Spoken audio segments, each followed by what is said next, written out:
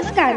महाराष्ट्रातील विविध क्षेत्रातील बातम्या झटपट आपल्या मोबाईलवर पाहण्यासाठी लगेचच सबस्क्राईब करा राष्ट्रशक्ती लाईव्ह न्यूज आणि सोबत बेल आयकॉन प्रेस करायला विसरू नका. आपली मीटिंग चालू होती त्यावेळेस बारसकर महाराज एक प्रेस घेत होते आणि ते पत्रकार परिषदेमध्ये असं वाटते तुमच्यावर आरोप केले त्यांनी किंवा गंभीर टीका केली की कोणी बारसकर महाराज आहे अजय बारसकर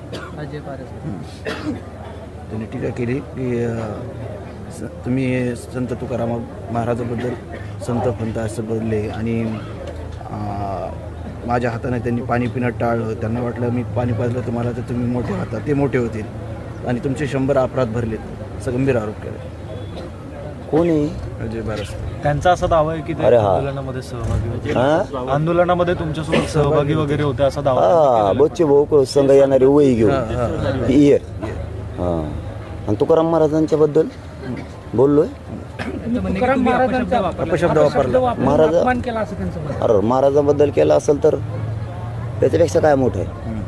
दिलगिरी व्यक्त करून मी त्यांच्या चरणी तर माफी मागतो तुकाराम महाराजांच्या, त्याच्या नाही ते कोणी त्याचे केलं असेल. अरे मी तर विद्रोही नाही, मी तर संत महात्म्याला मानणार आहे.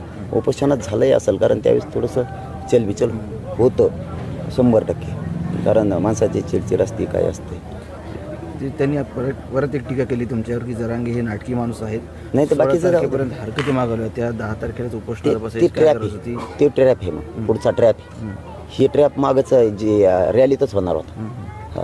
त्यामुळे ते सामील नव्हते कारण व्याख्या त्यांनीच दिलेल्या आता लक्षात आलं माझ्या. बहुतेक मी त्यांना हेही बोललोय की तुम्ही व्यासपीठाच खाली होता तेच ना. कारण 15-20 दिवसानं का आलात नादी लावलं इकडं आम्हाला व्याख्या दिल्या बच्चे भाऊने त्यांनी आणि कुठे गेले ते चर्चेला तर पाहिजे होते तुम्ही तिथं हे. आणि त्यावेळेस गेलं असेल शक्यतो 100% गेलंही असेल महाराजांच्या संत तुकाराम जगद्गुरू तुकाराम महाराजांच्याबद्दल. महाराजांच्या चरणी तर लीन होऊन माफी मागतो. महाराजांच्या संत तुकाराम महाराज झालं असेल. मी लय मानतो महाराजांना देवदेवतांना सुद्धा त्यांच्या ते बाकीचं जाऊ द्या. ते ट्रॅप हे ह्यो याच्यातच होणार होता रॅलीतच. पाटील सर त्यांनी असा दावा केलेला आहे की जरांगेच्या प्रत्येक कृतीचा साक्षीदार आहे मी आणि सुरुवातीपासून मी या आंदोलनाचा एक भाग राहिलेला. मग आता काय झालं? मग आता काय झालं? तुला काही मिळालं नाही का? तो नेत्याला काही मिळालं नाही? शिवसेनेच्या शिंदे साहेबाचा प्रवक्ता सुद्धा याच्यात ही याच्यात हे ट्रॅपलाही दिवसाचा कळालेला आहे आम्हाला, आजचा नाही. फक्त आता महाराजांचा शब्द गेला वाटतं तर त्याला पकडून यांनी ती डाव साधायला लागलेत कारण यांना 2-4 जणांना काही मिळालंच नाही आंदोलनात. यांना मिळवायचं होतं आणि ते व्यासपीठातून खाली जा.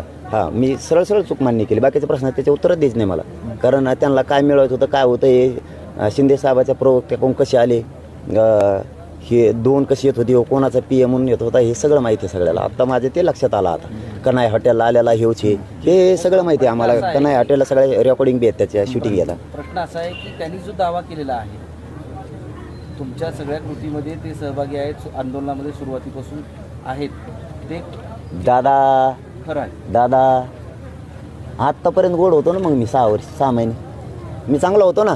साधं उदाहरण घ्या बा मराठ्यांनी. मी मराठ्याच्या बाजूचा आहे. यांना काय मिळालं नाही, यांना ट्रॅप रचून बदनाम करायचं समजून घ्या. याच्यात मुख्यमंत्री शिंदे साहेबाचा बी एक प्रवक्ता आहे, याच्यात त्याचाही नेता आहे. यांना काय मिळवायचं होतं त्यांना मिळालं नसन. त्याचा शब्द आत्ताच सांगितला ना तुम्ही, काहीतरी पाणी माझ्या हाताने पेलं असतं तर मी मोठा झालो असतो. त्यो मग त्याला मोठं व्हायसाठी येतो का माझ्याकडं? तो नेता मोठं करायसाठी येतो का तिकडचं? तू प्रवक्त्याचं ऐकून बोलतो का? मला असल्या चिल्लर लोकांवरती यांच्यावर ध्यानात नाही. हे कसल्याचे महाराज असले हे बघा.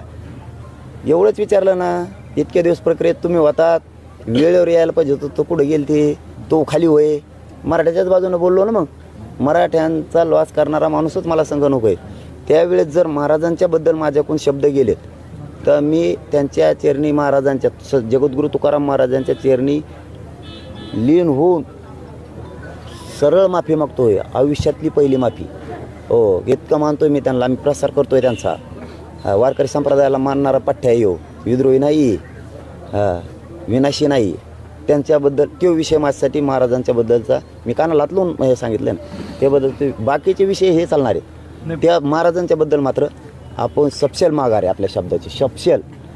त्यांनी पुन्हा एक आरोप केला आहे की बीड संभाजीनगर रस्त्यावर अरे मग तुम्ही पाहिजे होते ना रे, तुम्ही पाहिजे होते ना. तुम्हाला मिळवायचं आणि त्याच्यातून पुढं सांगून आता नाही का एक शब्द नाही कळाला का? त्याच्या हाताने पाणी पिलं होतं, तो मोठा झाला असताना मला त्याला मोठं होऊन देत नव्हतं, म्हणजे मला त्याला मोठं होऊन देत नव्हतं. आज ते त्या शब्दानं अर्थ करा तुम्ही, त्यांना 2-4 जणांना मोठं व्हायचं असतं, ते असं त्याची आता अशी शक्यता आहे. तेव्हाच ते आधी येत होते, नंतर कुठं आलेत, नंतर आलेत का नाही यापासून जुळून दिलं नसेल ना मी काहीतरी. हे एकदम सोपं आहे. याच्यात शिंदे साहेबाचा बी एक प्रवक्ता आहे नसता, ज्याला साधे मोबाईलचं फेसबुक बी विचारित नाही, त्याला लाईव्ह मीडियाचे हेड ऑफिस कसं काय विचारायला लागले, समजून घ्या ना थोडं. ज्याला फेसबुक लाईव्हचे लोक विचारत नाहीत त्याला ते काय समजायला लागले. त्यामुळे त्याला काय आरोप करायचं करू द्या, कारण तो ट्रॅप आहे, तो मला बदनाम करण्याचा सरकारकडून रचलेला ट्रॅप आहे त्याच्या माध्यमातून. त्यामुळं बाकीच्याला मी काहीच नाही, फक्त तेवढ्या शब्दाला माझी सपशेल माघार.